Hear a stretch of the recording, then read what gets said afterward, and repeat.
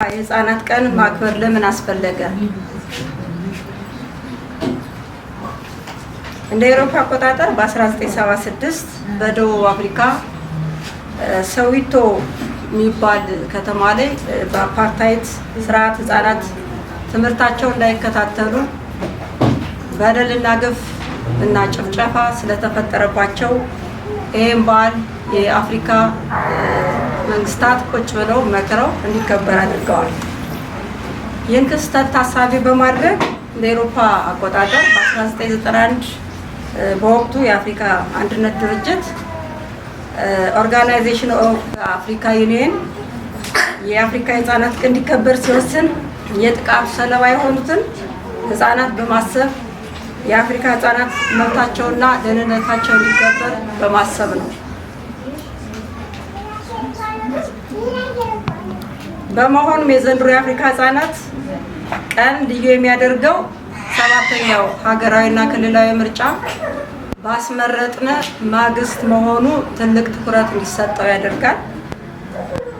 ስለዚህ ደህንነቱና ንጽህናው የተጠበቀ አካባቢ ለህፃናት በሚል መሪ ቃል በአፍሪካ ለ36ኛ ጊዜ በሀገራችን ለ35ኛ ጊዜ በዞናችን ደግሞ ለ3ኛ ጊዜ እየተከበረ ይገኛል። ይህን በዓል ስናከብር 6 ግቦች አሉት። እነዚህ 6 ግቦች የመጀመሪያው ግብ 1 ህፃናት መብታቸውን ደህንነታቸውን እንዴት እናስጠብቅ፣ እንዴት ነው ማስጠበቅ ያለብን፣ እንዴት ነው መንከባከብ ያለብን የሚለውን ግንዛቤ እንዴትስ ተጠቃሚ እናድርጋቸው። በተለይ ደግሞ ዛሬ የጠራናችሁ በኢኮኖሚ አነስተኛ የሆናችሁ ልጆቻችሁን መመገብ የተቸገራችሁ እናንተን ቤተሰቦቻችን ወይም ደግሞ ህፃናትን እንዴት አድርጋችሁ እንዴት ሆኖ ሀብት ተሰባስቦ በየወረዳው ተደራሽ እንዲሆን ለማድረግ ታስቦ ግንዛቤ እንዲፈጠር ተደርጓል።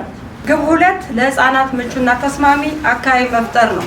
ህፃናት እንዲጫወቱ እንዲቦርቁ እንደፈለጋቸው ከማንኛውም ሀብት አላቸው ከምንላቸው ህፃናት ጋር እኩል ተጠቃሚ እንዲሆኑ ለማድረግ ታስቦ ሁሉም ምቹና ጽዱ አካባቢ እንዲፈጠርለት ለማድረግ ታስቦ እየተሰራ በዚህም ደግሞ መልካም ስራዎች የሰሩ ሰሜን አቸፈር፣ ይልማና ዴንሳና ሰሜን ሜጫ ትልቅ ስራዎችን ሰርተዋል።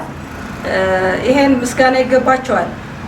በተለይ ይልማና ዴንሳ የህፃናት ማቆያ የተሰራውን ስራ በሰሜን ጎጃም ሴቶች ወጣቶች ማህበራዊ ጉዳይ ስም እና በዞኑ ስም ማመስገን እፈልጋለሁ።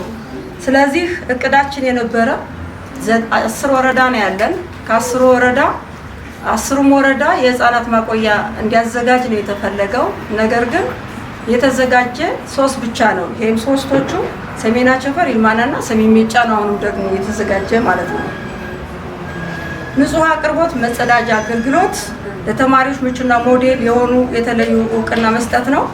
ይሄ ከ10 ወረዳዎች 7 ወረዳዎች ተደራሽ አድርገውልናል። መራዊ፣ ይልማና፣ ደቡብ አቸፈር ህፃን ያሳተፈ በትምህርት ቤቶችና በጤና ኬላዎች ዙሪያ ግንዛቤ ፈጠረ እና ተጠቃሚ እንዲሆኑ ያደረገ ስለሆነ ማመስገን እፈልጋለሁ። ሀብት አሰባስቦ በየወረዳ እና ከተማ አስተዳደር ላይ ምቹና ህፃናት አትሊስት ቢያንስ እንኳን የሆነ የዕለት ምግብ ማግኘት አለባቸው። አልባሳትም ሊሆን ይችላል፣ የትምህርት ቁሳቁስም ሊሆን ይችላል። እነዚህን ተጠቃሚ ማድረግ አለብን ብለው እኛ ያቀድነው የነበረ ወደ 20,000 ነበረ። ግን ደግሞ ወደ 22,000 አካባቢ የእኛን ሳይጨምር ወደ 22,000 አካባቢ ተሰብስቦ በየወረዳ በከተማ አስተዳደር ተጠቃሚ እንዲሆኑ አድርጎልናል።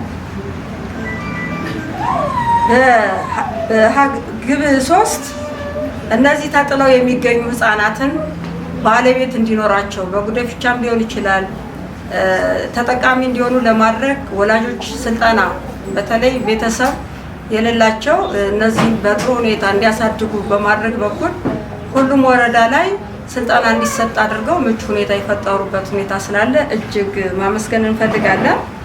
ግብ 4 የህፃናት ትርጉም ያለው ተሳትፎ ማረጋገጥ ነው። ህፃናት በራሳቸው መብትና ደህንነት የራሳቸውን ሀሳብ በነፃነት እንዲገልጹ ለማድረግ ፓርላማ ፓርላማ እንዲያካሄዱ እንዲያደርጉ እና የራሳቸውን መብትና ደህንነት እንዲለማመዱ ምቹ ሁኔታ መፍጠር ነው። ይሄን ደግሞ በተለይ ይሄን ያልሰራ ደግሞ በተቃራኒ ይልማና ዴንሳ ብቻ ነው እንጂ ሌሎች ወረዳ አዴት ሰርቷል፣ ጎንጅ ሰርቷል፣ ባህር ዳር ዙሪያ ሰርቷል፣ ደቡብ አቸፈር፣ ሰሜን አቸፈር፣ ዱርቤቴ ከተማ፣ መራዊ፣ ሰሜን ሜጫና ደቡብ ሜጫ ጭምር የሰራበትን እሱን ማመስገን እንፈልጋለን። ግብ 5 የህፃናት የመብት ጥበቃ ስርዓት ማጎልበት ነው። የህፃናት ራሳቸው ለመብታቸው ለደህንነታቸው እኛም በሞግዚታቸው አማካኝነት እንዲጠበቅላቸው ለማድረግ ፋይዳ መታወቂያ እንዲመዘገቡ ያስፈልጋል። ፋይዳ መታወቂያ መመዝገባቸው ህፃናት የት ሲሄዱ ነው ፋይዳ መታወቂያ ያስፈልጋቸው ልትሉ ትችላላችሁ። ግን ይሄ አይደለም። ዜጋ መሆናቸውን ቢያንስ ዜጋ መሆናቸውን እንኳን ለማሳወቅ የህፃናት ፋይዳ መታወቂያ ማውጣት አለባቸው። በቤተሰቦች አማካኝነት ነው ፋይዳ መታወቂያ እንዲያወጡ የሚደረግና ይሄ እንደኛ ዞን ስናየው በጣም አናሳ የሆነበት ግን ደግሞ የህፃናትን እቅድ ካወረድን ከዚህ ከባሉ ጋር ታይዘን ከህፃናት ማለት ለማገር ከተጀመረ ጀምሮ ከ17% ወደ 44.3% የደረሰበትን ማመስገን ፈልጋለሁ።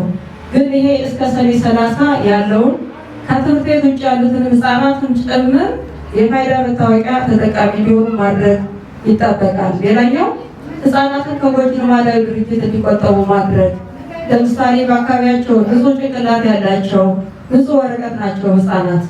ስለዚህ መጥፎ ነገሮችን ህፃናት እንዳያዩ ማድረግ። ህፃናት እንዲያዩ ካደረግን ቀጥታ ያዩትን ነው የሚወስዱት፣ ቀጥታ ያዩትን ነው ወደ ራሳቸው የሚተረጉሙት የሚፈጽሙትም።